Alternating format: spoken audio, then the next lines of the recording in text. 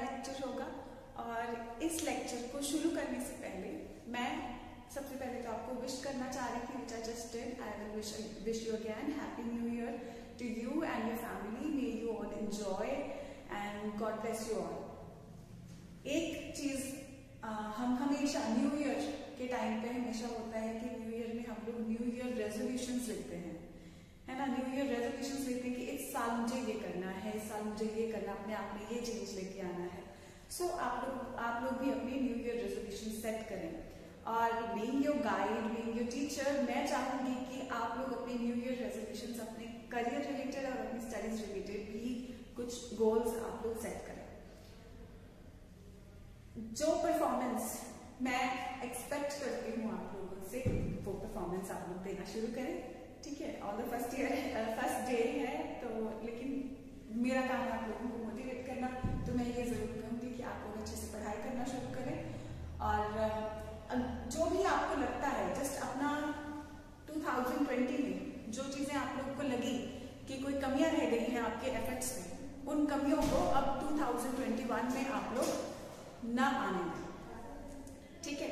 उन कमियों को आप लोग 2021 में अपनी लाइफ में न आने दें और अपना बेस्ट देने की कोशिश करें। एक एडवाइस जो मैं भी एक चेंज लाने वाली हूँ अपनी लाइफ में, मैं चाहूंगी कि आप लोग भी वो चेंज अपनी लाइफ में लेके आए। वो चेंज ये होगा कि let's make a time table, let's make a time table, let's make a schedule, let's schedule our days, let's schedule ourself. जब हम टाइम टेबल फॉलो करते हैं, एक शेड्यूल फॉलो करते हैं, तब हम हर एक चीज फिक्स कर पाते हैं कि कब हमें क्या चीज करनी है। और शेड्यूल में मैं जो प्रॉपर चीज आप लोगों को बोलना चाहूंगी कि शेड्यूल सिर्फ दिन नहीं, दो तरीके हो सकते हैं आपको टाइम टेबल बनाने के। एक तो आप अपने दिन का हर एक घंटा, जैसे कि सपोज आप सुबह 6 बजे उठ जाते हो, तो इवन कि सुबह 6 से 6:30 आप लोगों को फ्रेश होना है, तो वो भी आप लिख सकते हो, ठीक है। तो morning habits and all, then 6:30 आपको टी लेनी है, तो वो सब भी आप लिख सकते हो। You have to brush your teeth. तो छोटी छोटी चीज भी आप पूरा दिन अपना शेड्यूल करें and make sure you stick to your schedule. If someone else visits you और wishes to change your schedule, so you should be rigid कि नहीं, मुझे अपने शेड्यूल पे फिक्स रहना है। क्योंकि उसी शेड्यूल में हमने ये भी डिसाइड कर रखा होगा कि मैंने आज कौन कौन से चैप्टर्स फिनिश करने हैं, कौन से टॉपिक्स फिनिश करने हैं, क्या कुछ करना है। स्टार्टिंग में भी मैंने आप लोगों को बोला था और अब फिर बोलूंगी कि बायोलॉजी आपका वो सब्जेक्ट है जो 50% एग्जाम जिसमें से आता है, तो आपको अपने पूरे स्टडी का 50% टाइम इसको देना पड़ेगा, ठीक है। अगर फिजिक्स केमिस्ट्री को 1-1 घंटा दे रहे हो तो इसको 2-2.5 घंटे देने पड़ेंगे। बायोलॉजी ऐसा सब्जेक्ट है जो भूल भी जाता है, और 300 अबव स्कोर भी नहीं, अभी ज्यादा किसी का, बहुत बच्चों का नहीं आ रहा, कम बच्चों का आ रहा है। तो मैं ये भी चाहूंगी कि आप लोग जो है स्कोर, अपना स्कोर लेवल 360 ऑन 360 का स्कोर लेवल, अपना टारगेट लेवल 360 ऑन 360 का सेट करें और उसे अचीव करें, ठीक है, in biology. And later on हम इससे भी एडवांस करते रहेंगे। आपको इस चीज में कोई भी प्रॉब्लम हो या कुछ हो, इसको डिजाइन करने में, शेड्यूल में या वैसे अपनी स्टडीज में, तो आप मुझसे भी कांटेक्ट कर सकते हैं। लेकिन आप अपने कंफर्ट के हिसाब से अगर ये चीज करेंगे तो वो ज्यादा बेहतर होगा। तो मैं चाहूंगी कि अभी मेरे सारे students have an attitude of a doctor, have an attitude of a doctor. अपने आप में वो हैबिट्स लेके आओ, शेड्यूलिंग अपनी तैयार करो, एक डिसिप्लिन अपनी लाइफ में लेके आओ, और आपका वो डिसिप्लिन ही आपको आपके गोल तक लेके जाएगा, ठीक है। So make sure you stick to your schedule. I am going to start, आज मैं एक डायरी लगाने वाली हूँ, उस डायरी में डेट वाइज और टाइमिंग वाइज की डायरी लगाने वाली हूँ, और उसमें सारा लिखने वाली हूँ कि मैं अपना दिन कैसे गुजारूंगी और उसमें क्या क्या चीजें कवर करूंगी। आपके टेस्ट वगैरह हर एक चीज में उसमें शेड्यूल करने वाली हूँ। मैं आपकी परफॉर्मेंस के लिए जो स्ट्रैटेजीज बना रही हूँ उसमें शेड्यूल करूंगी, मैं हमेशा करती हूँ। तो आप लोग, ये आपकी परफॉर्मेंस के लिए I am doing this, so why not you plan your success story yourself. क्यों नहीं आप प्लान करते हैं कुछ अपने लिए, एक डायरी लगाएं, ठीक है। आपको कोई डेट्स एंड टाइम वाली डायरी मिल जाती है तो उसको लगा ले, नहीं मिलती है तो सिंपल हर पेज पे ऊपर डेट लिख सकते हैं, रजिस्टर लगा दें, ऊपर डेट लिख सकते हैं और टाइमिंग्स आप खुद से लिख सकते हैं। तो पूरा दिन शेड्यूल करें। और ये नहीं है कि अलार्म हमने 6 बजे का लगाया तो 6:30 बजे उठेंगे। कुछ लोगों को ये टेंडेंसी होती है, तो जितने बजे उठने का टारगेट है उससे आधा घंटा 1 घंटा पहले का अलार्म लगा लो, तो धीरे धीरे धीरे धीरे फिर तब तक उठ ही जाएंगे। ठीक है, that is what sometimes I used to do, कि अगर मुझे 5 बजे उठना तो मैं 4 बजे का अलार्म लगा दूं, 5 बजे तक तो उठ ही जाएंगे। ठीक है, सो दैट ऐसी चीजें अपनाओ और एक्चुअली शेड्यूल फॉलो करो। हर बंदे का अलग अलग कैचिंग पावर होता है, किसी को थोड़ा टाइम बढ़ के ज्यादा अच्छे से लर्न हो जाता है, किसी को ज्यादा टाइम एक ही चीज पे कंसंट्रेट करना पड़ता है। तो अपने कंफर्ट जोन के हिसाब से अपने शेड्यूल सेट करो, लेकिन याद रखना बायो वो सब्जेक्ट है जहां पे आपको रेपिटेशन जरूरी है। ठीक है, तो नया साल मैं थोड़ा I hope you don't I hope you take it positive. तो ये चीज मैं शुरू करने जा रही हूँ, तो मैं चाहती हूँ कि मेरे स्टूडेंट्स भी ये चीज शुरू करें, टाइम टेबल बनाए, शेड्यूल बनाए। ठीक है, मैं हमेशा बनाती हूँ in different registers and notebooks, but this time I am making a strict diary as I used to make while I was preparing for my competitions.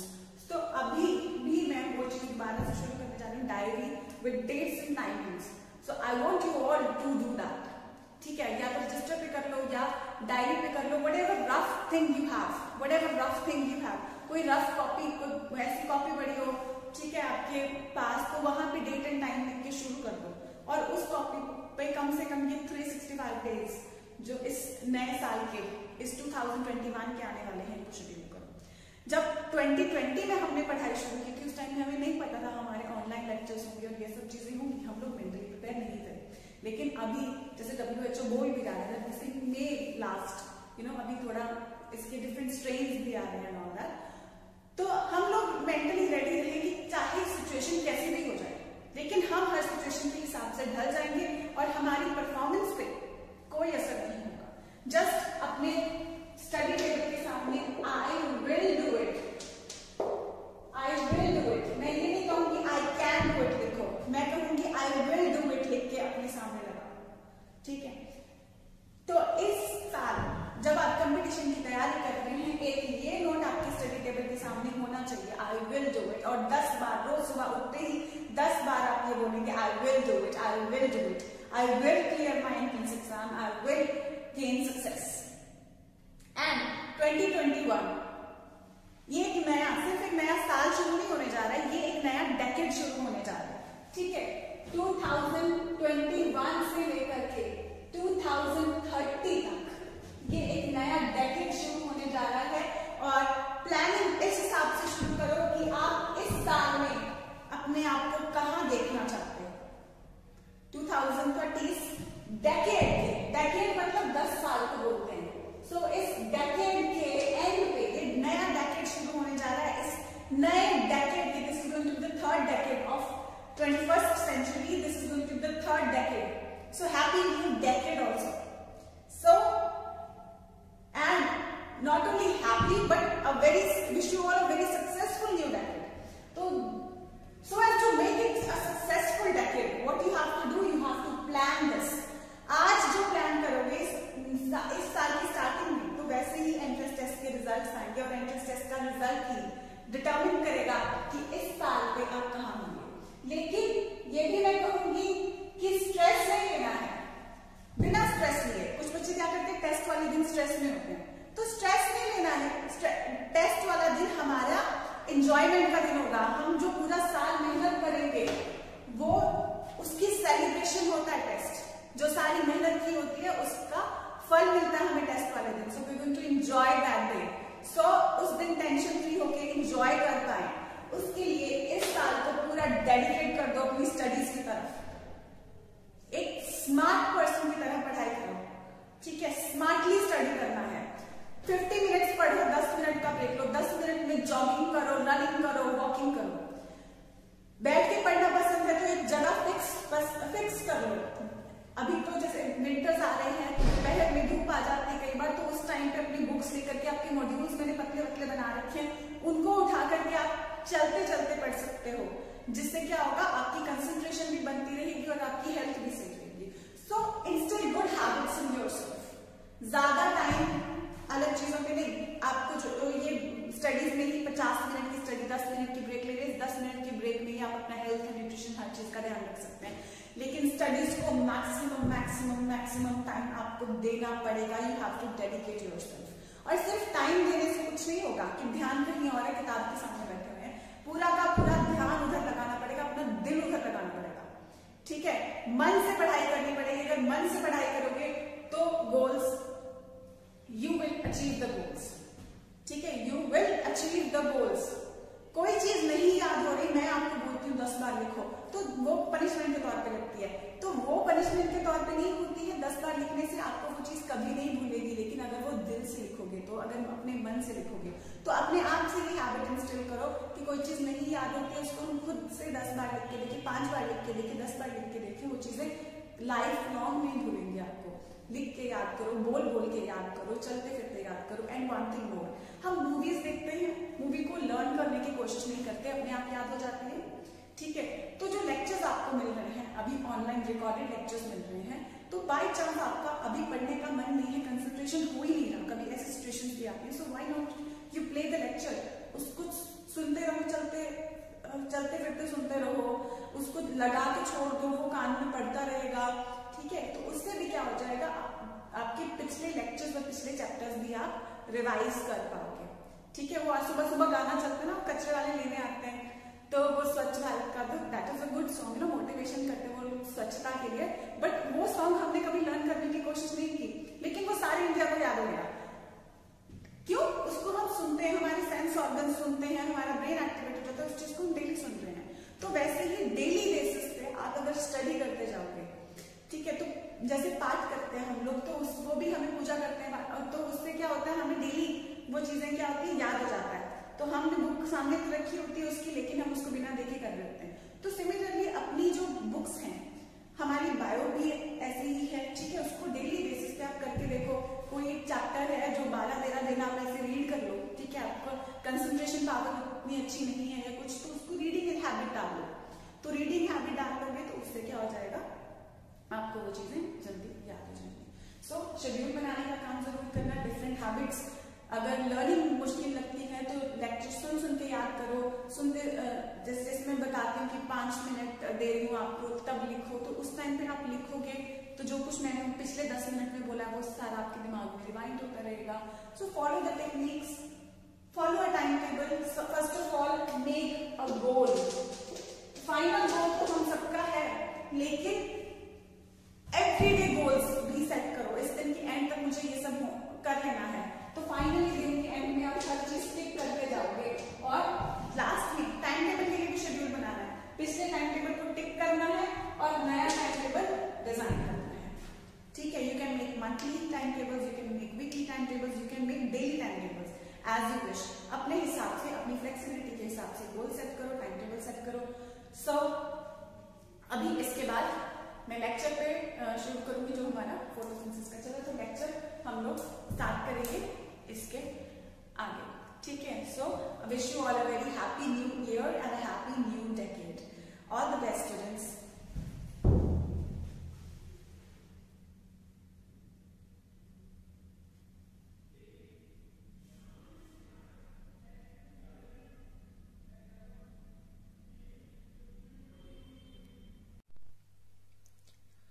Okay, so let's start with today's lecture on photosynthesis.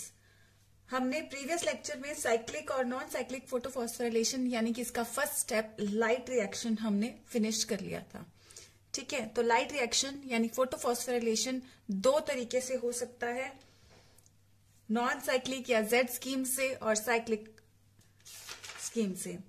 तो ये दोनों ही pathways हमने कर लिए थे और इनके साथ हमने फोटो सिस्टम 1 और 2, 2 फोटो सिस्टम्स होते हैं, ये हमने बताया था इमर्सन ने, इनके बारे में भी हमने डिस्कस कर लिया था।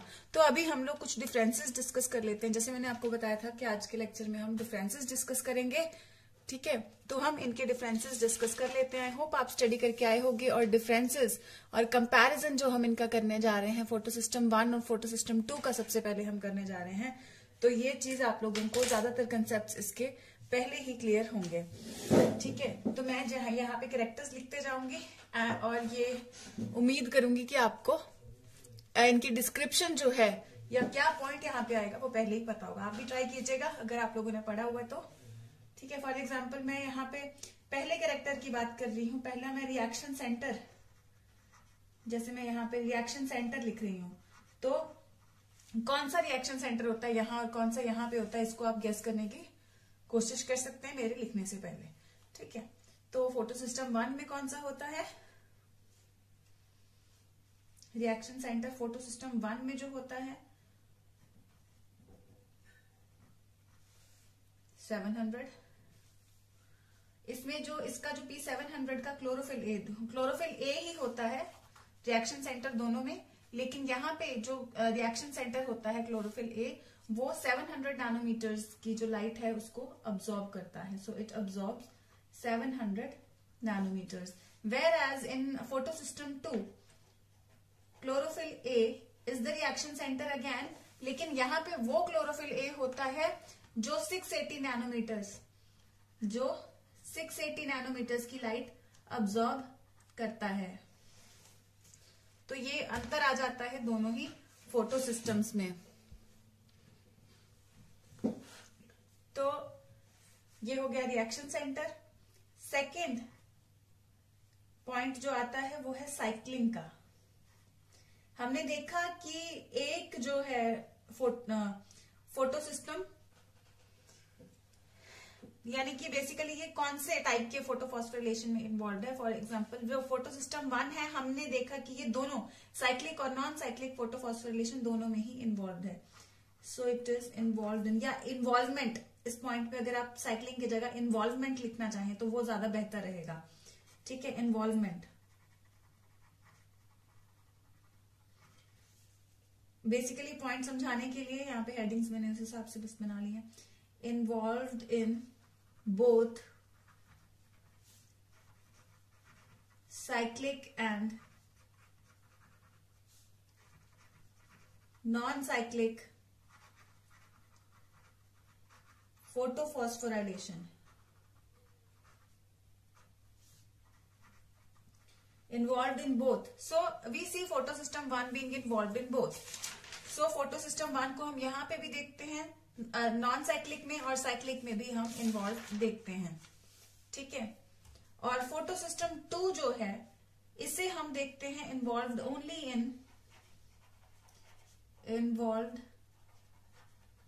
Only in non cyclic photophosphorylation.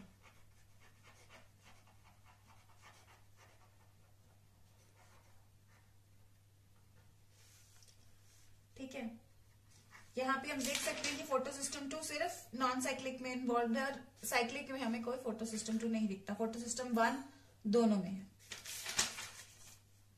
Then अगला पॉइंट, इसी तरह ध्यान से देखिए और नोटिस करें अपने टेबल से मिला के रिएक्शन सेंटर और साइक्लिंग।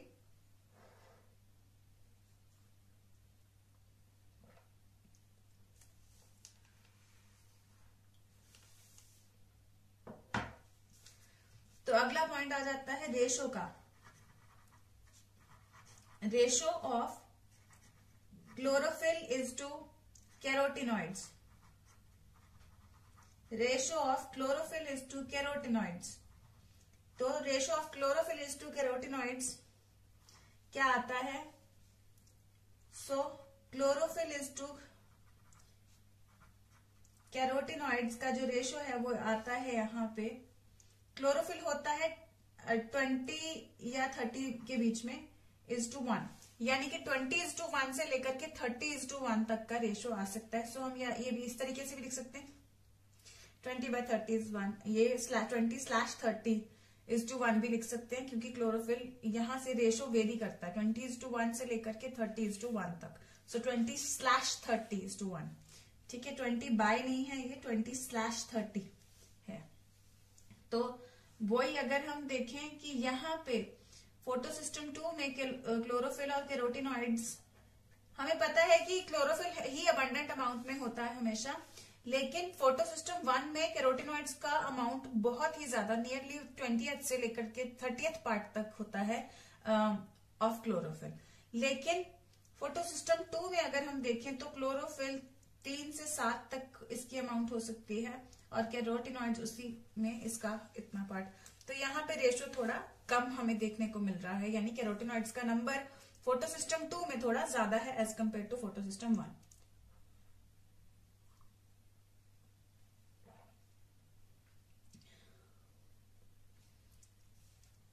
फोर्थ पॉइंट हम डिस्कस करने जा रहे हैं। फोर्थ पॉइंट है लोकेशन का, कहां पड़े होते हैं ये photo systems.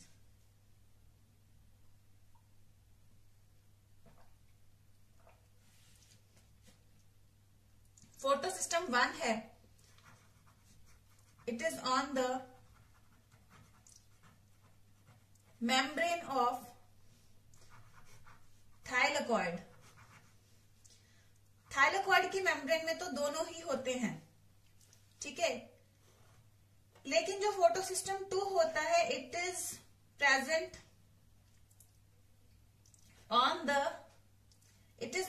Only on the membrane of thylakoid, या on the membrane of thylakoid only, ये भी कह सकते हैं आप कि सिर्फ और सिर्फ थाइलेकॉइड की मेम्ब्रेन में ही ये प्रेजेंट होता है फोटो सिस्टम 2 और कहीं नहीं। Whereas photo system 1 can be present on the thylakoid membrane as well as the membrane of stroma lamellae, यानी कि जो हमने इसका स्ट्रक्चर डिस्कस किया था यहाँ पे, तो ये फोटो सिस्टम 1 यहाँ थैलेकॉइड के अंदर और स्ट्रोमा लैमेले दोनों में हो सकता है, वेयर एज जो फोटो सिस्टम 2 है वो सिर्फ और सिर्फ थैलेकॉइड्स में ही देखने को मिलता है।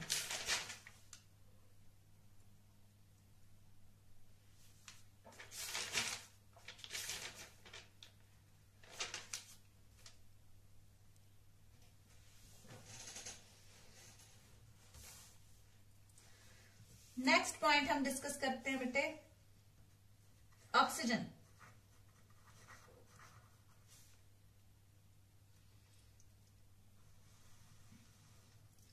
ये ऑक्सीजन कहां से आता है, ऑक्सीजन की बात कहां से आती है?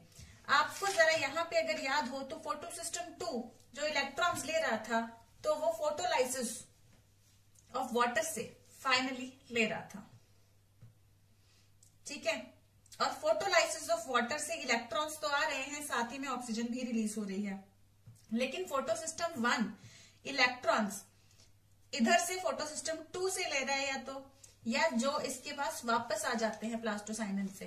तो यहाँ पे दोनों ही केसेस में प्लास्टोसाइनिन से ही उसको इलेक्ट्रॉन्स मिलते हैं। फोटो सिस्टम 1 को ये जो इलेक्ट्रॉन्स मिल रहे हैं उसमें ऑक्सीजन इवॉल्व नहीं हो रही है, लेकिन फोटो सिस्टम 2 को जब इलेक्ट्रॉन्स मिल रहे हैं तो वो फोटोलाइसिस ऑफ वाटर से मिल रहे हैं, जिस वजह से यहां से फोटोलाइसिस ऑफ वाटर से जब इलेक्ट्रॉन्स इवॉल्व होते हैं तो साथ में ऑक्सीजन भी इवॉल्व हो जाती है।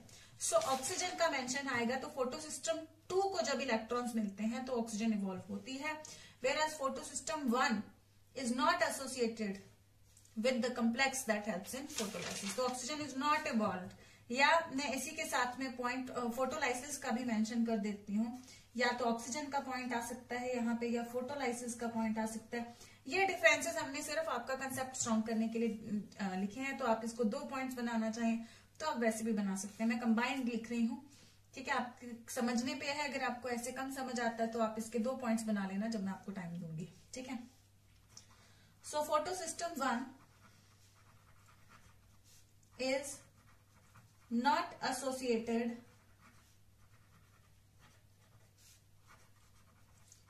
with the complex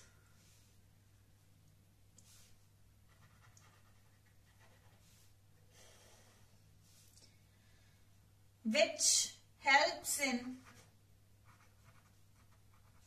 photolysis, whereas photosystem 2 is associated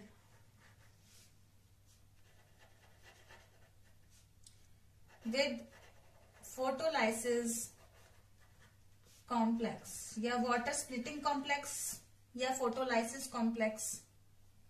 और इसी कॉम्प्लेक्स से जो फोटोलाइसिस कॉम्प्लेक्स है, आपको पता होना चाहिए कि इसी में से जो है ऑक्सीजन इवॉल्वमेंट का जो प्रोसीजर है वो इसी से होता है, ठीक है। So photolysis complex, this is the one which leads to oxygen in evolvement. ठीक है, so oxygen is evolved through this particular process which is involved in photolysis of water.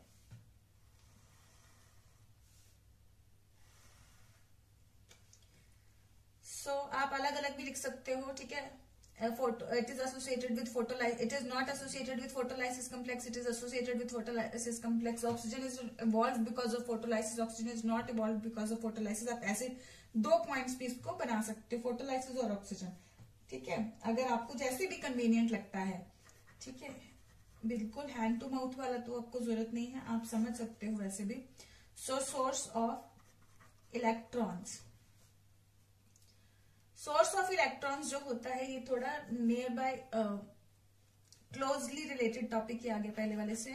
So it is from, since we have discuss that it is associated with photolysis of water, so source of electron for it is photolysis of water. whereas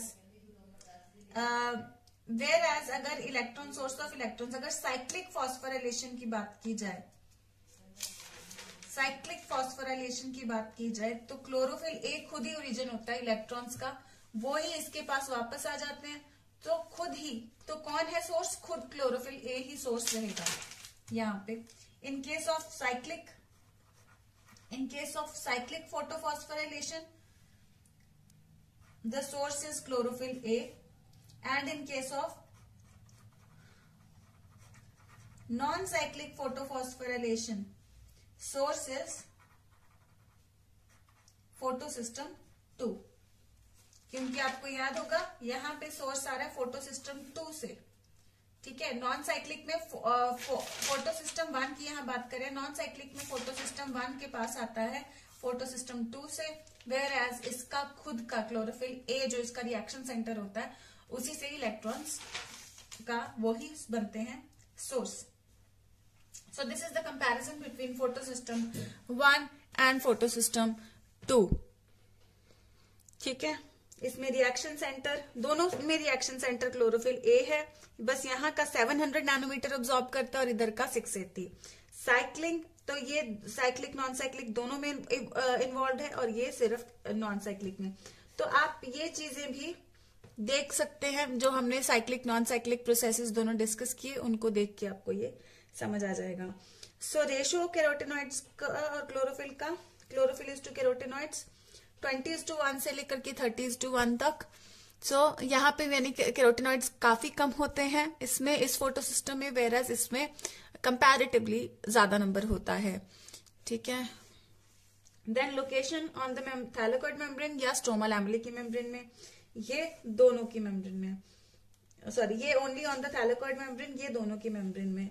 oxygen, और इसमें oxygen involvement होती है क्योंकि ये photolysis complex के साथ associated है. ये नहीं एसोसिएटेड तो इसमें ऑक्सीजन इवॉल्व नहीं होती. So no oxygen evolve, oxygen evolve. Associated with, not associated with photolysis complex, associated with photolysis complex. तो दो पॉइंट्स चाहें तो दो बना सकते हैं. ऑक्सीजन इवॉल्वमेंट यानी oxygen evolved, not evolved. Associated with photolysis complex, not associated. So 5 and 6 दो पॉइंट्स ऐसे बना सकते हैं. Source of electrons, in case of cyclic photophosphorylation it can be chlorophyll A. In case of non-cyclic photophosphorylation you can write here complete photophosphorylation. Okay, in case of non-cyclic it comes from photosystem 2. Whereas in this it always source of electrons is always photolysis of water.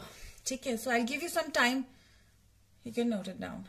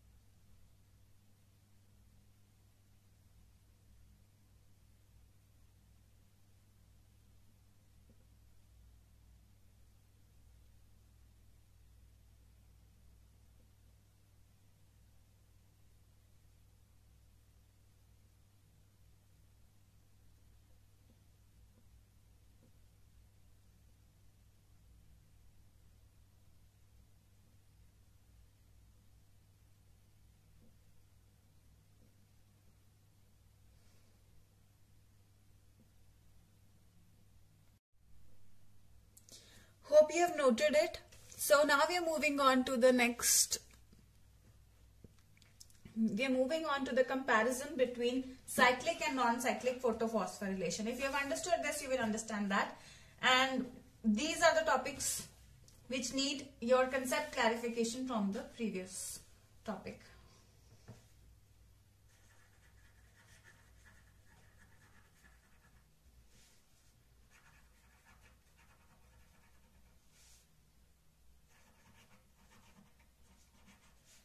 So comparison between cyclic and non-cyclic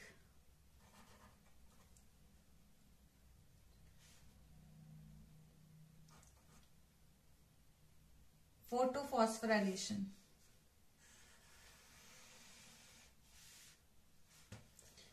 Here also we will make charts. Write complete photophosphorylation, okay? Because same he terms हम multiple times मैं लिख देती हूँ because I have to write multiple things. So you have to make notes and all. So write complete.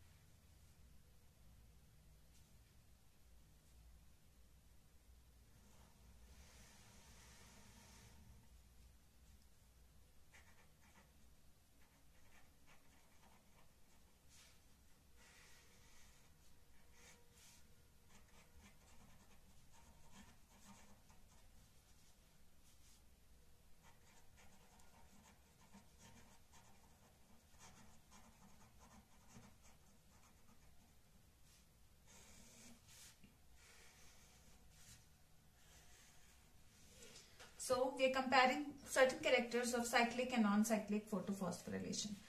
First point that we are discussing,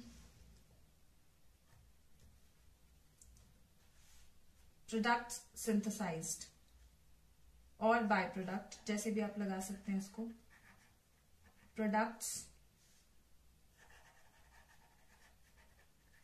synthesized या तो product synthesized लगा लो, ठीक है. चलो प्रोडक्ट सिंथेसाइज, मेन प्रोडक्ट्स की अलग बात करते हैं, बाय प्रोडक्ट की अलग कर लेते हैं साथ में. So main product synthesize in cyclic is only ATP, जो मेन प्रोडक्ट्स जो हमें आगे डार्क रिएक्शन में चाहिए, और इधर नॉन साइक्लिक में ATP and NADPH2 reducing power, the reducing power, right. So products में ही आप ऐड कर सकते हैं अगर चाहें तो, नहीं तो अलग पॉइंट बना के भी कर सकते हैं बाय प्रोडक्ट. So यहाँ पे no byproduct. You would be wondering what the byproduct can be. Remember in non-cyclic, when non-cyclic, since it is associated with photolysis of water, so oxygen is the byproduct, which happens to be very, very useful for us, for respiration, right? So ये ऐसे भी लिख सकते हो byproduct, या ऐसे भी point बना सकते हो ऑक्सीजन इवॉल्व्ड, कि ऑक्सीजन इवॉल्व हुई है कि नहीं हुई. इसमें नहीं होती है और इसमें होती है नॉन साइक्लिक में, because it is associated with photolysis, ठीक है, of water.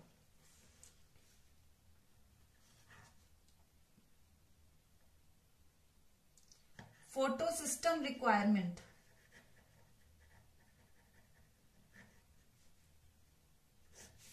Photo system 1 and इसमें photo system 2 and photo system 1. इसमें सिर्फ फोटो सिस्टम 1 चल जाता है, इसमें दोनों चाहिए होते हैं, ठीक है.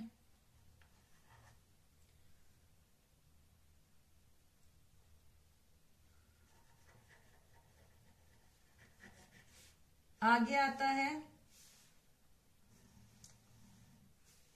Source of electrons.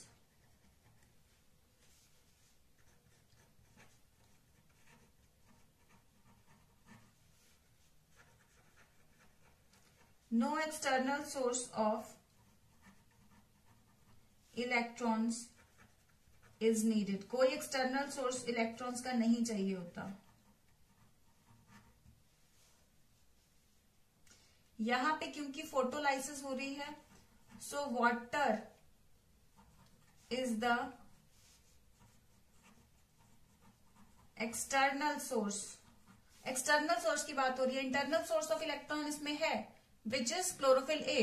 ठीक है, यहाँ पे हम ऑलरेडी बात कर चुके हैं, बार बार एक ही चीज लिखने की जरूरत नहीं है। एक्सटर्नल सोर्स ऑफ इलेक्ट्रॉन्स की बात अगर हो रही है तो here water is the external source of electrons and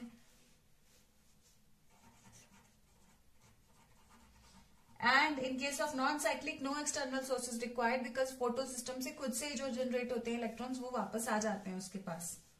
ठीक है, सो एसोसिएशन विद फोटोलाइसिस कॉम्प्लेक्स ये भी आप लिख सकते हैं।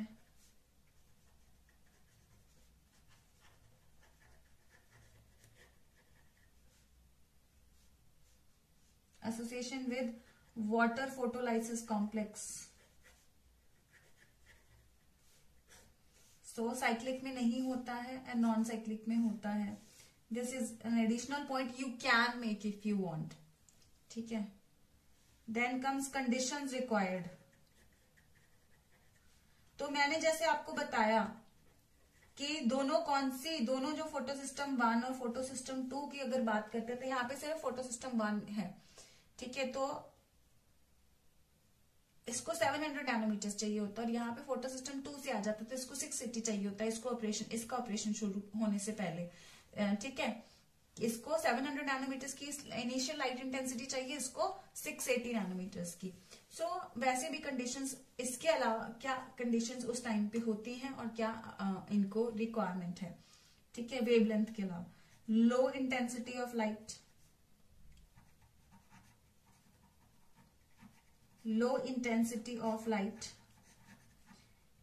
whereas it requires nearly optimum। ठीक ठाक, मतलब ऐसे भी नहीं, बहुत शार्प इंटेंसिटी भी नहीं। ठीक है, बहुत शार्प इंटेंसिटी भी ठीक नहीं है बट ठीक ठाक intensity, optimum intensity of light. ये कह लो कि कम में भी चल जाता है, कम लाइट इंटेंसिटी में भी काम चला लेता है। ठीक है, बहुत कम में भी नहीं लेकिन कंपैरेटिवली कम में, यानी कि ये इससे कंपैरेटिवली कम में काम चला लेता है। ठीक है, लेकिन इसको अपना ऑप्टिमम चाहिए तो ये काम करेगा नॉन साइक्लिक। ठीक है, और कंडीशंस की बेटा बात करें तो it can work in little bit lower concentration of carbon dioxide and here carbon dioxide concentration should be और is higher and it can work in anaerobic conditions also।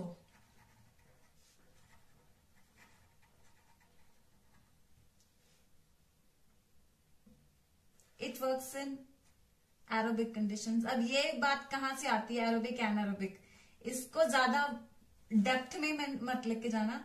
Simple देखो बेटा, फोटोलाइसिस से ही बात आ रही है क्योंकि ऑक्सीजन इवॉल्व हो रही है। ठीक है, ऑक्सीजन इवॉल्व हो रही है तो ऑक्सीजन यहाँ पे अवेलेबल है तो एरोबिक कंडीशंस हैं। यहाँ पे ऑक्सीजन अवेलेबल नहीं भी होता तो एनारोबिक में भी मतलब ये कर सकता है, कह लो ज्यादा ऑक्सीजन में ना भी हो तो भी कर सकता है। यहाँ पे ऑक्सीजन इवॉल्व हो रही है, इधर एरोबिक कंडीशंस है। तो यहाँ पे क्या कंपैरिजन सेट हो रहा है, प्रोडक्ट सिंथेसाइज, जो मेन प्रोडक्ट्स जो डार्क रिएक्शन के लिए चाहिए एटीपी और NADPH2, यहाँ पे उनकी बात कर रहे हैं कि यहाँ पे अकेला एटीपी सिंथेसाइज हो रहा है, इधर एटीपी और रिड्यूसिंग पावर दोनों हो रहे हैं। बाय प्रोडक्ट कोई नहीं है यहाँ पे क्योंकि फोटोलाइसिस है तो ऑक्सीजन बाय प्रोडक्ट के तौर पे आता है। Oxygen evolve not, yes. Photo system required only photo system 1 या P700 और इसमें दोनों इन्वॉल्व हैं, P680 and P700 both photo system 2 and photo system 1। Then source of electrons, no external source of electron is required because chlorophyll A itself gives rise to electrons which come back to it. Whereas water is the external source of electrons in case of non-cyclic. Association with photolysis, no, it is not associated because electrons वापस आ जाते हैं, इसको external source की जरूरत नहीं है, इसको जरूरत है photolysis की। ठीक है, क्योंकि water he external source of electron है। तो conditions required except for the wavelength तो इसको 700 चाहिए, इसको 680 चाहिए इनिशिएशन के लिए। उसके अलावा low intensity of light, low concentration of carbon dioxide. It can work in low intensity of light, it can work in low concentration of carbon dioxide and in anaerobic conditions, whereas it generally works. तो ये general conditions की बात कर रहे हैं हम लोग जहां पे चलते हैं. तो it generally works in optimum intensity where carbon dioxide concentration is high, optimum intensity of light where carbon dioxide concentration is high, and in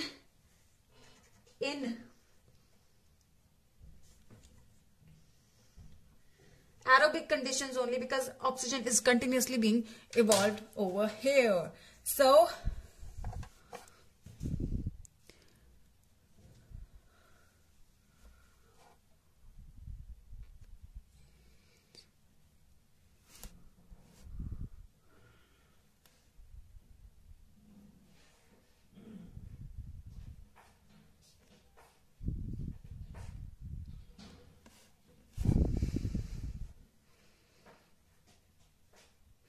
just note down the contents here. Just note down the contents on your screen. Comparison between cyclic and non-cyclic photophosphorylation. Just write complete, okay?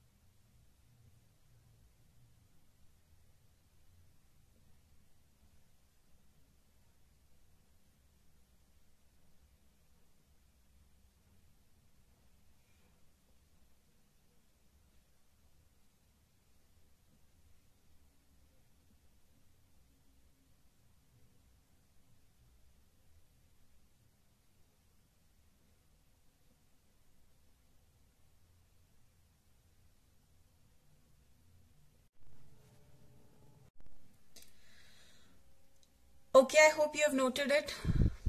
So this was the differences between these were the differences between two photo systems and two types of phosphorylations. Fine. So ये जो phosphorylation होती है इसमें इससे क्या reactions होते हैं ये सब हमने डिस्कस कर लिया, और ये भी हमने देखा कि ये थैलेकॉइड या स्ट्रोमा लैमेला की मेम्ब्रेन के अंदर होता है। ठीक है, तो ये एग्जैक्टली कैसे होता है, ठीक है, इसके लिए एक हाइपोथेसिस दी गई है। तो वो वैसे तो जनरली हम वी डोंट स्टडी हाइपोथेसिस, लेकिन ये हाइपोथेसिस हम लोग को स्टडी करना है, which is chemiosmotic hypothesis. Fine, so chemiosmosis hypothesis, yeah, abhi, because some people think it is like proved sort of thing, so some people call it theory. तो question आपको केमियोस्मोटिक hypothesis या केमियोस्मोटिक theory कैसे भी आ सकता है।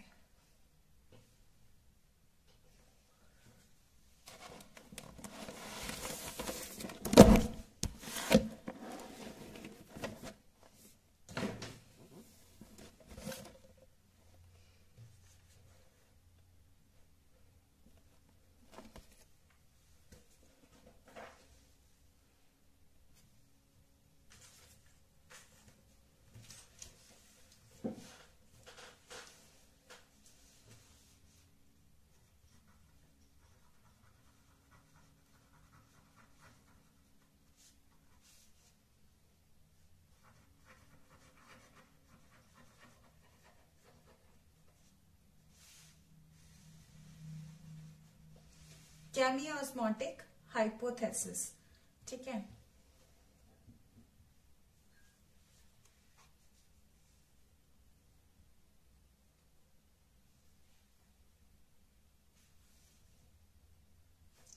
ये सारी चीज यहाँ होती है थैलेकॉइड के अंदर। हम साइट डिस्कस कर रहे थे पहले, यहाँ पे हमने साइट्स डिस्कस की। यहाँ पे मैंने क्लोरोफिल आपको बताया था कि इस जगह पे नियरली क्लोरोफिल होता है।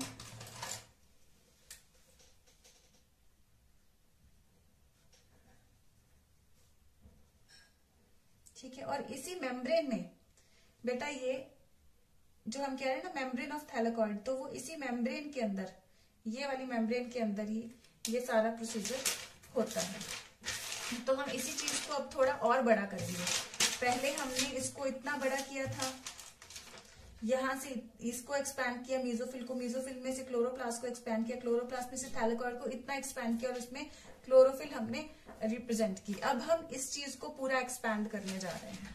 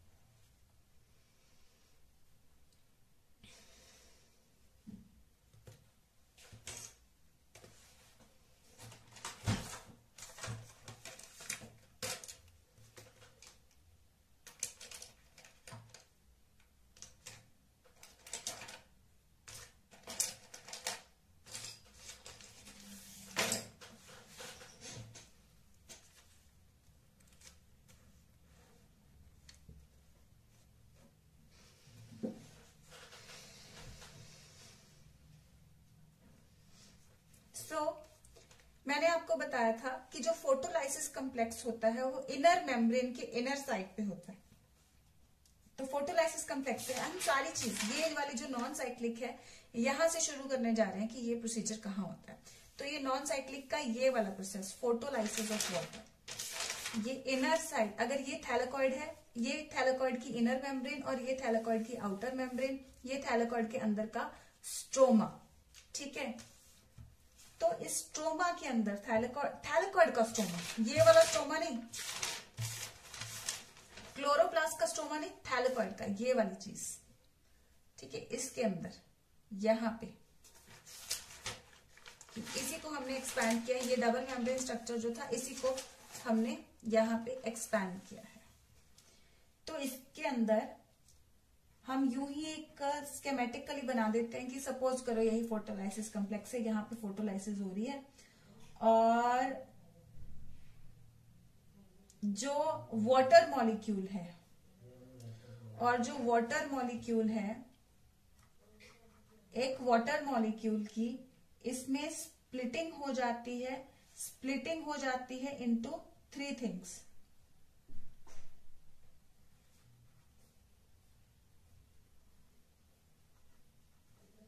दो इलेक्ट्रॉन्स, 2 एच आयंस, क्योंकि पॉजिटिव नेगेटिव लेबल करना बराबर होता है ना, तो 2 एच आयंस, 2 नेगेटिव्स, और यहाँ पे हम हाफ ले लेते हैं ऑक्सीजन का। लेकिन ऐसे नहीं, सिर्फ एक ही मॉलिक्यूल नहीं टूटता, मल्टीपल टूटते हैं, तो हाफ मॉलिक्यूल नहीं बनता है।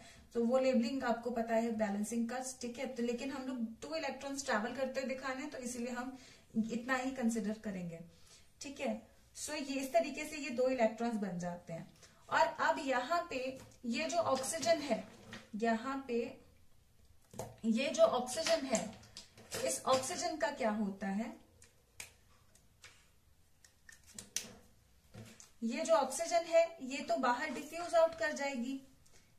दिस ऑक्सीजन, ये जो प्लांट्स में हम कहते हैं ना, प्लांट्स कार्बन डाइऑक्साइड लेते हैं और ऑक्सीजन छोड़ते हैं इसके टाइम पे, फोटोसिंथेसिस के टाइम पे, तो ये वाली जो ऑक्सीजन है ये तो ट्रैवल आउट कर जाएगी, ठीक है। ये जो एच आयंस है ये इसके अंदर ही अक्यूमुलेट हो जाएंगे, इस ल्यूमेन के अंदर। ल्यूमेन कहना बेटर रहेगा, स्ट्रोमा वर्ड हम उसके लिए यूज कर रहे हैं, ठीक है। तो यहां पे अक्यूमुलेट इन ल्यूमेन,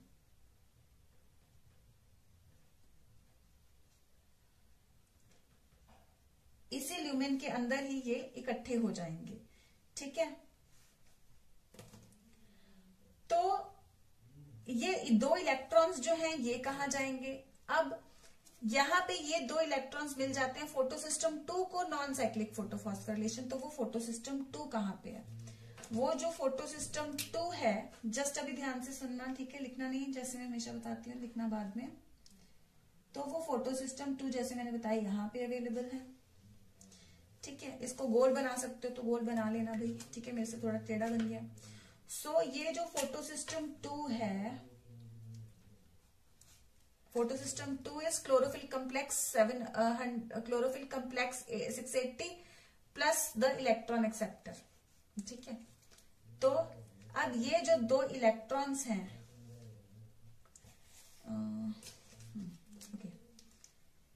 तो ये वाले जो 2 इलेक्ट्रॉन्स हैं, ये वाले 2 इलेक्ट्रॉन्स इस फोटोसिस्टम में जाएंगे और इससे फिर यूं ट्रैवल कर जाएंगे कहां तक,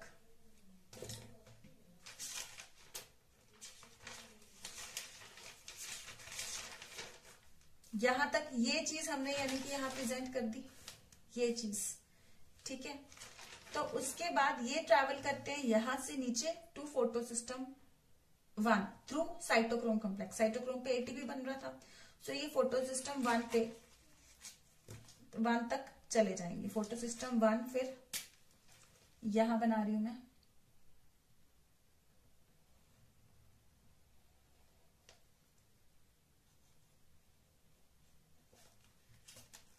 ठीक है।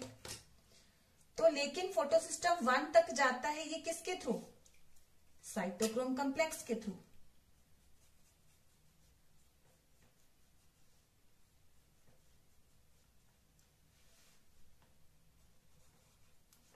साइटोक्रोम कॉम्प्लेक्स के थ्रू, साइटोक्रोम कॉम्प्लेक्स के थ्रू, ठीक है। तो यहां पे ये इलेक्ट्रॉन्स इधर गए, इलेक्ट्रॉन्स को पिंक से दिखा रही हूं मैं। तो ये इलेक्ट्रॉन्स इधर गए, यही 2 इलेक्ट्रॉन्स थ्रू साइटोक्रोम जाते हैं फोटोसिस्टम 1 पे। बन गई वही जेड स्कीम जिसकी हम बात कर रहे थे, through cytochrome complex to photosystem. अभी तक ये बना photosystem 1, photosystem 2 through cytochrome complex to photosystem 1, through cytochrome complex to photosystem 1, यहां तक फोटोसिस्टम 1, ये चीज बन गई। फोटो सिस्टम 1 से कहा गया, NADP रिडक्टेज को, जो हमने कहा था कि कहां पड़ा है, on the outer membrane of thylakoid. ये थैलेकॉइड है, थैलेकॉइड की आउटर मेम्ब्रेन पे यहां। तो ये जो 2 इलेक्ट्रॉन्स हैं, ये आप किसी और कलर से दिखा सकते हैं, आपके पास पूरा, ठीक है, आप लोगों ने अभी स्कूल पास आउट किया, so you would have multiple colours. मैंने रेड से दिखा दिया, हो सकता है कैमरा में आपको पिंक और रेड जैसे लग रहे हैं, थोड़ा ये रेड से दिखाया मैंने, ये रेड से लिखा है मैंने, ये एरोज इलेक्ट्रॉन की जो पाथवे है वो पिंक से दिखाया। सो ये जो इलेक्ट्रॉन्स फिर फाइनली मिल जाते हैं NADP रिडक्टेज को। तो ये रेड से मैंने क्या दिखाया है यहां पे, NADP रिडक्टेज, ठीक है। सो ये मिला है इसको NADP। तो यहाँ पे NADP रिडक्टेज में बेसिकली क्या होता है, NADP रिडक्टेज में बेसिकली NADP जुड़ जाता है, और यहाँ पे रिएक्शन क्या चाहिए बेटा, NADP रिडक्टेज एंजाइम तो चाहिए ही, NADP plus H ions, NADP plus H ions चाहिए, प्लस इलेक्ट्रॉन्स चाहिए, ठीक है, प्लस इलेक्ट्रॉन्स, ये वाले इलेक्ट्रॉन्स यहां से आ गए। तो इलेक्ट्रॉन्स इधर से आ गए, क्योंकि पिंक पाथवे से हम इलेक्ट्रॉन्स ही दिखा रहे हैं बेटा, 2 इलेक्ट्रॉन्स, 2 इलेक्ट्रॉन्स, 2 इलेक्ट्रॉन्स, तो इलेक्ट्रॉन्स इधर आ रहे हैं, NADP रिडक्टेज है साथ में, लेकिन H आयन भी तो चाहिए NADP H2 बनाने के लिए, ठीक है। अब 2 चीजें आपके दिमाग में आ रही होंगी, मैम यहाँ पे साइटोक्रोम से जब वो क्रॉस करता है तो ATP बनता है, दूसरा NADP H2 H आयन इसको चाहिए। साइटोक्रोम पे मैंने अभी तक ATP क्यों नहीं बनाया, साइटोक्रोम क्या करता है actually, how does this cytochrome help in formation of ATP। Cytochrome ATP directly नहीं बनाता है, कंसेप्ट आप सोच रहे होंगे ये क्या हो गया, पहले बोला ATP बनता है उसमें, अब यहाँ पे नहीं होता है। सो कैमियोस्मोटिक हाइपोथेसिस कहती है कि इसका ये ATP बनाने में मदद करता है, लेकिन कैसे। बिगनिंग से शुरू करो, ध्यान से सुनो। फोटोलाइसिस कम्प्लेक्स ये हुआ, ठीक है, फोटोलाइसिस कम्प्लेक्स से ऑक्सीजन बाहर निकल गया, H आयंस इसी ल्यूमेन के अंदर यही पड़ा हुआ है, ये 2 इलेक्ट्रॉन्स फोटोसिस्टम 2 को मिले, साइटोक्रोम से होते हुए फोटोसिस्टम 1 में गए। जब ये साइटोक्रोम से 2 इलेक्ट्रॉन्स गए डाउन द एनर्जी ग्रेडियंट, हमने कहा था डाउन द एनर्जी ग्रेडियंट, तो इस एनर्जी को हम कहते हैं वो ATP बनाने में सिंथेसाइज करता है, एक्चुअली वो इस एनर्जी को किस काम में लाता है, इस एनर्जी को जितने भी बाहर स्ट्रोमा में जो भी H आयंस पड़े होंगे उनको अंदर पंप करने के लिए यूज करता है, उनको अंदर पंप करने के लिए यूज करता है, ठीक है। तो ये जो down the energy gradient electrons जा रहे हैं, इनको वो H आयंस पंप करने के लिए अंदर यूज करता है। तो H आयंस इधर से साइटोक्रोम से भी आ गए, साइटोक्रोम कम्प्लेक्स से भी आ गए, और फोटोलाइसिस से भी आ गए H आयंस। तो H आयंस यहाँ पे बहुत ज्यादा इकट्ठे हो गए, तो यहाँ पे क्या हो गया,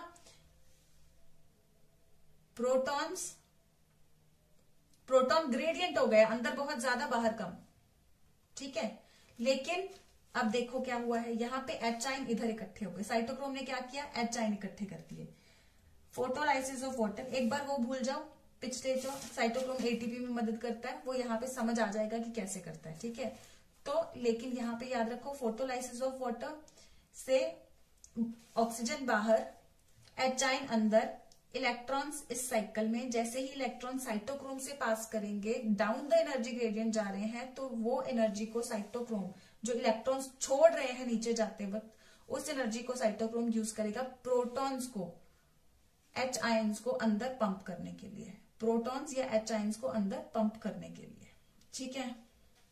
तो प्रोटॉन पेयर, एक प्रोटॉन पेयर जोड़ी यानी 2 H आयंस अंदर आ जाते हैं जैसे ही ये 2 इलेक्ट्रॉन्स इधर ट्रैवल करते हैं, ठीक है। तो ये फिर 2 इलेक्ट्रॉन्स, ठीक है, H आयंस इधर इकट्ठे हो गए, ये 2 इलेक्ट्रॉन्स फिर NADP रिडक्टेज तक फाइनली पहुंचते हैं। तो इलेक्ट्रॉन्स इसके पास पहुंच गए, एंजाइम इसके पास है, तो H आयंस तो यहाँ पे इकट्ठे हो रखे हैं, इधर से भी फोटोलाइसिस से भी, और साइटोक्रोम ने भी और अंदर इकट्ठे कर दिए, तो यहाँ पे एक बहुत ज्यादा H आयंस का कंसंट्रेशन बहुत ज्यादा हो गया, प्रोटॉन बिल्डअप हो गया अंदर बहुत ज्यादा।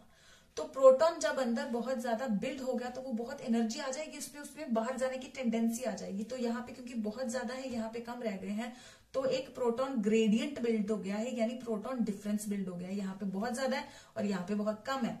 तो ये वाले प्रोटॉन्स इतना ज्यादा होने के कारण बहुत ज्यादा एनर्जी आ जाएगी इनमें। तो इस एनर्जी का फिर वो क्या करेंगे, ये जो मेम्ब्रेन है, इस मेम्ब्रेन में दो प्रोटीन्स जुड़े हुए होते हैं, F0 और F1। F0 और F1। ये F1 को हम, ये एक प्रोटीन जो होता है इसको एटीपी सिंथेज भी बोलते हैं, क्योंकि ये एटीपी सिंथेसिस में मदद करता है। ठीक है, और ये जो H आयंस है, ये जो H आयंस हैं, ये क्योंकि यहाँ पे बहुत ज्यादा इकट्ठे हो चुके होते हैं तो ये बहुत ज्यादा एनर्जेटिक होते हैं। तो ये इस तरीके से बड़ी ही एनर्जी से इस प्रोटॉन पंप्स क्या होते हैं जो एक जगह से दूसरी जगह चीजों को पास करते हैं, तो इस चीज से ये यहाँ से पास करने की कोशिश करते हैं। तो मैं इसको वेवी क्यों दिखा रही हूँ, वेवी का मतलब है इसमें बहुत ज्यादा एनर्जी है, क्योंकि अंदर बहुत ज्यादा इकट्ठे हो गए थे तो इन प्रोटॉन्स में बहुत ज्यादा एनर्जी है, ये H आयंस में बहुत ज्यादा एनर्जी है। तो इस एनर्जी को जैसे ही ये एटीपी सिंथेज से गुजरेंगे तो F1 इस एनर्जी को यूज कर लेगा, क्या करने में, F1 इस एनर्जी को यूज कर लेगा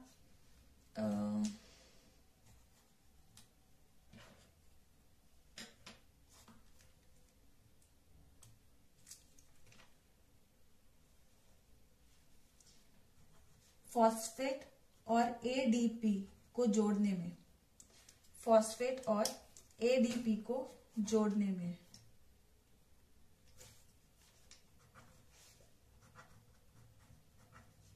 फॉस्फेट और एडीपी जुड़ेगा तो क्या बनेगा, एटीपी बनेगा। तो एटीपी सिंथेज से एनर्जी, तो ये जो प्रोटॉन्स अंदर बिल्ड हुए थे, ये जब बहुत एनर्जी से F0 और F1 से बाहर आते हैं, तो एटीपी सिंथेज है F1, तो इससे जब बाहर आएंगे तो ये इसकी एनर्जी एटीपी सिंथेज यूज कर लेगा एटीपी बनाने में।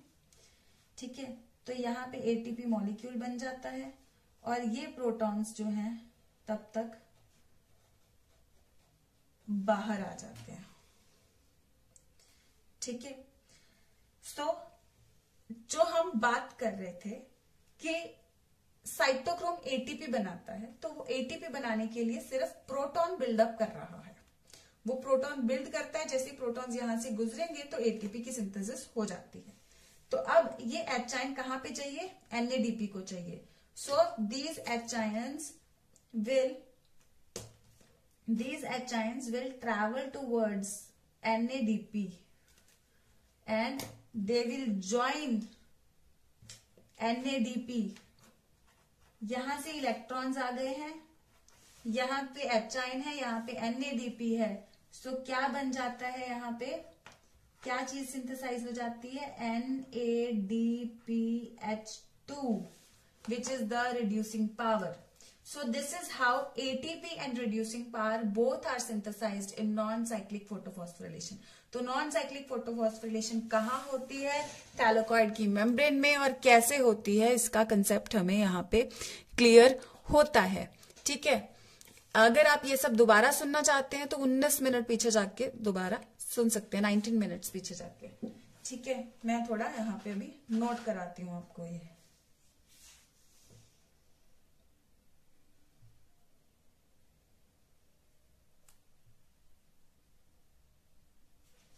मैं सारी चीज तो नहीं, तो मेन कुछ चीजें नोट करा रही हूं आपको।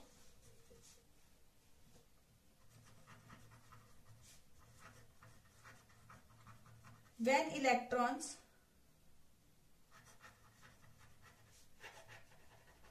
pass from photosystem 2 to photosystem 1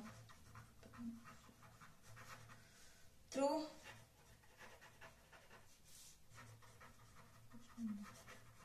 electron transport chain via cytochrome,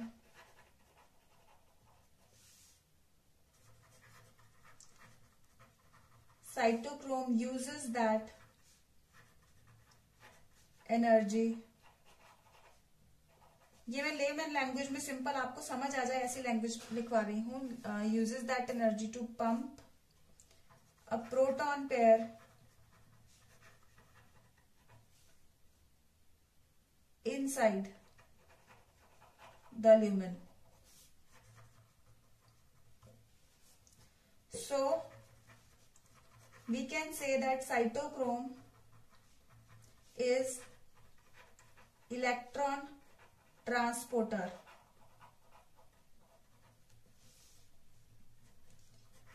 F0 and F1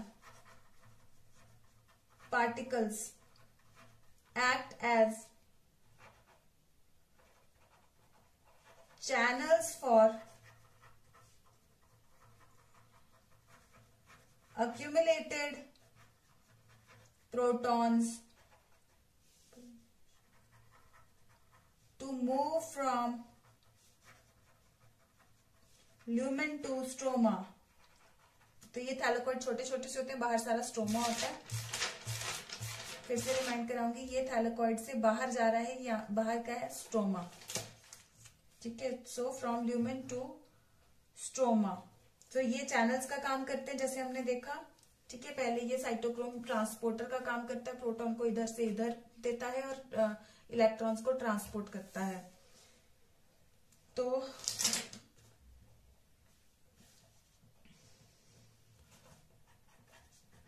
F0 के बारे में थोड़ा और लिखेंगे.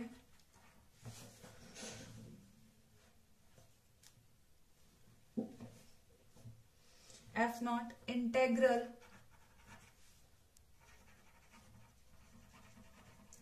Embedded protein. इंटेग्रल प्रोटीन्स क्या होते हैं, पेरिफेरल क्या होते हैं बता चुकी हूं आपको. तो F0 सेल चैप्टर में. तो ये इंटेग्रल एम्बेडेड प्रोटीन है and it helps in facilitated diffusion of H ions. So for ATP synthesis by cytochrome, we talked about ATP synthesis by cytochrome, है ना, हमने बात की थी ना पहले. प्रोटॉन ग्रेडियंट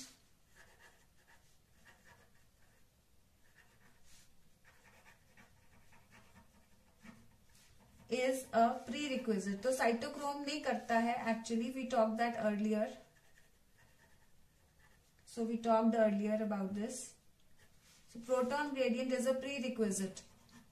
ये प्री रिक्वायरमेंट होती है और इसकी बात हम पहले जैसे कर चुके हैं. साइट. तो अब कुछ इंपॉर्टेंट पॉइंट्स यहां पे आ जाते हैं.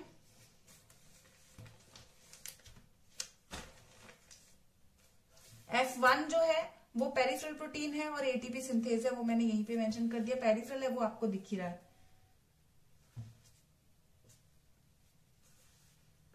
या लिख ही लो. ठीक है. F1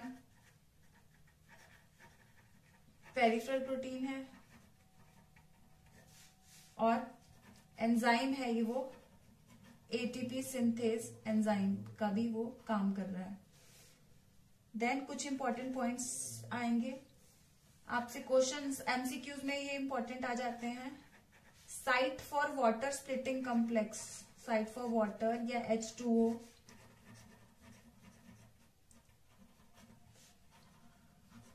वाटर स्प्लिटिंग कॉम्प्लेक्स की क्या साइट है? It is the inner side of thylakoid membrane. तो आपको जरा ध्यान रखना है इनर साइड में ये, लेकिन ये सारी चीजें रिलीज कहां हो रही है? Inside the lumen. Inner membrane of inner side of inner membrane of thylakoid membrane actually. ठीक है. Then site for NADP reductase enzyme. NADP reductase enzyme की क्या साइट है? Outer membrane, outer side of outer membrane of thylakoid.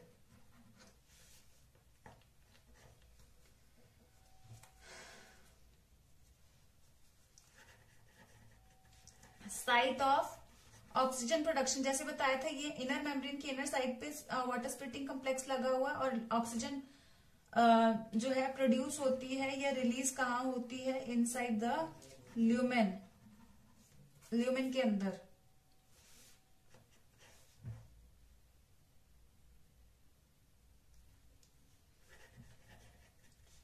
Site for ATP and NADPH production, ये सारी MCQs हैं, ठीक है, जो हम पॉइंट्स लिख रहे हैं, थ्योरी में भी काम आएंगे वैसे तो, और इसमें भी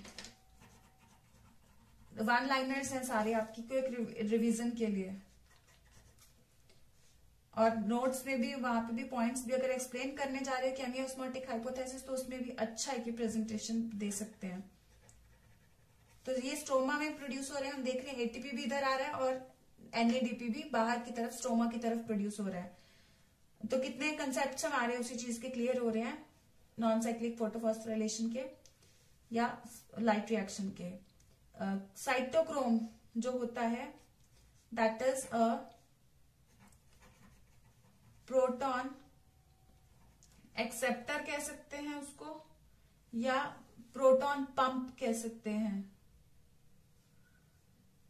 कुछ लोग एक्सेप्टर कह देते हैं, actually proton pump would be better term, proton pump and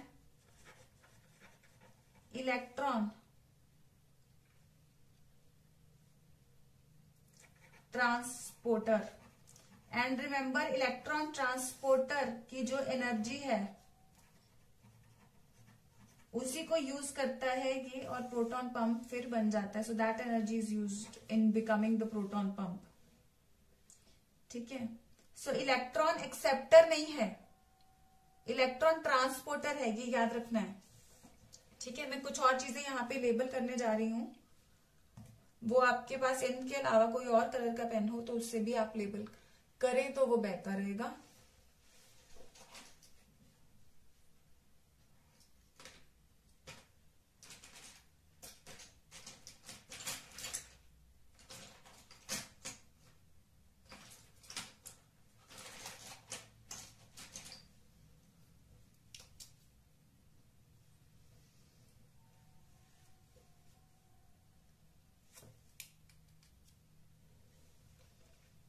Again use another pen now. Complex for splitting of water.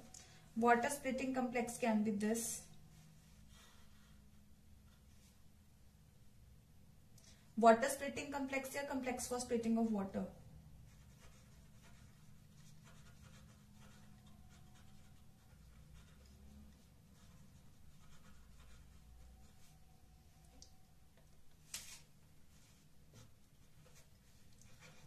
This is outer thylakoid membrane.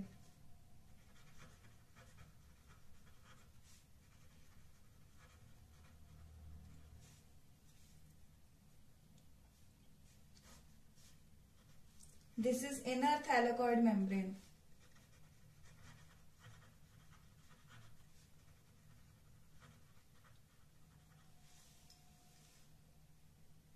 And this is lumen, all lumen here. ये अंदर का सारा lumen है। NADP reductase, ये excite sunlight से होता है, तो वो भी अगर आप शो करना चाहो सनलाइट से एक्साइट होता है, तो वो भी अगर आप चाहो तो यहाँ पे शो कर सकते हैं। That's all we wanted to label here. सो ये हमारा लाइट रिएक्शन एंड होता है। केमी ऑस्मोटिक हाइपोथेसिस का मैं चाहूंगी आप लोग ये नियरली कितना हो गया, ओके। सो अभी अगर आप पूरा 30 मिनट्स पीछे जाके सारा सुनोगे तो आपको ये केमी ऑस्मोटिक हाइपोथेसिस की पूरी स्टार्टिंग से सारा सुनाई देगा, ठीक है। पूरा लेक्चर के 30 मिनट्स पीछे जाके आप ये सारा सुन सकते हो। मैं चाहूंगी कि आप लोग सुनो तो आपको ये ज्यादा बेहतर समझ आएगा, ठीक है। शॉर्ट में मैं अगर बताऊं तो फोटोलाइसिस ऑफ वाटर हो रहा है, और यूं तुरंत ये ऑक्सीजन जो है बाहर रिलीज हो जाती है, डिफ्यूजन, इट डिफ्यूजेज आउट, ठीक है, it diffuses out, oxygen diffuses out, और ये प्रोटॉन्स अंदर इकट्ठे हो रहे हैं, accumulate in the lumen, these protons also accumulate in the lumen. तो ये इलेक्ट्रॉन्स फोटोसिस्टम 2 को मिलते हैं जब सनलाइट पड़ती है इस पे। रिमेंबर, जब सनलाइट इस पे पड़ती है तो ये प्रोटॉन्स इधर आते हैं, इलेक्ट्रॉन्स इधर से पास करते हैं। जब इलेक्ट्रॉन साइटोक्रोम से पास करते हैं, so they are losing the energy because they are going down the energy gradient. That energy is used by cytochrome to pump the protons inside. So these and these protons from the oxygen splitting complex as well as from the cytochrome complex। तो ये दोनों ही अंदर accumulate हो जाते हैं, proton gradient तैयार हो रहा है। ये इलेक्ट्रॉन्स मीनवाइल फोटोसिस्टम 1 में चले जाते हैं, फोटोसिस्टम 1 से आउटर मेम्ब्रेन के बाहर जो NADP रिडक्टेज है उसके पास चले जाते हैं, ठीक है। तो ये उसके पास चले जाते हैं फाइनली। और यहाँ पे ये चीज जरा ध्यान में रख लेना बिकॉज ये उसके पेपर के फोल्ड में आ गया था, ये NADPH2 है, ठीक है। तो ये NADP रिडक्टेज इसके पास ये चले जाते हैं, और ये जो H आयंस हैं NADP, ठीक है, ये इलेक्ट्रॉन्स इसके पास आ जाते हैं, और H आयंस तो अंदर इकट्ठे हो रखे हैं, वो F0 से और F1 से जब आते हैं तो इस दौरान ATP सिंथेसाइज हो जाता है। इनके बहुत एनर्जेटिक मॉलिक्यूल्स हैं। ये चीज मैंने लिखी नहीं है, ये जरा आप लिखना चाहो तो यहाँ लिख सकते हो, ऐसे याद रखना है। तो मैंने वेव से दिखाया गया है, दे आर बिकॉज यहाँ पे प्रोटॉन ग्रेडियंट बिल्ड हो जाता है, they get very energetic and that energy is used by this ATP synthetase और F1 molecule to make ATP, और ये फिर बिना एनर्जी के बाहर आ जाते हैं क्योंकि ये एनर्जी यहाँ पे यूज हो गई है। तो यहाँ पे देखो वेवी लाइन एनर्जेटिक दिखाई थी, यहाँ पे मैंने सीधी दिखा दी, प्रोटॉन्स बाहर आ गए, यहाँ पे प्रोटॉन्स मिल गए, इलेक्ट्रॉन्स इधर से मिल गए, NADP इसको मिल गए, तो NADPH2 इस तरीके से रिड्यूसिंग पावर, और ATP आउटसाइड द ल्यूमेन बन जाता है। NADP आउटर मेम्ब्रेन की आउटर साइड पे प्रेजेंट है, फोटोलाइसिस कम्प्लेक्स इनर मेम्ब्रेन की इनर साइड पे प्रेजेंट है। ऑक्सीजन रिलीज कहाँ होता है, प्रोटॉन्स एक्यूमुलेट कहाँ होते हैं, ल्यूमेन के अंदर होते हैं। सो कौन सी चीज कहाँ हो रही है, ये सभी बहुत इंपॉर्टेंट क्वेश्चंस यहाँ पे आते हैं। तो मैं आपको जस्ट 5 मिनट दे रही हूँ, ये सारा कुछ भी छूट गया उसको नोट डाउन करने के लिए। वैसे I will recommend just go 33 minutes पीछे and listen to everything again and again, ठीक है।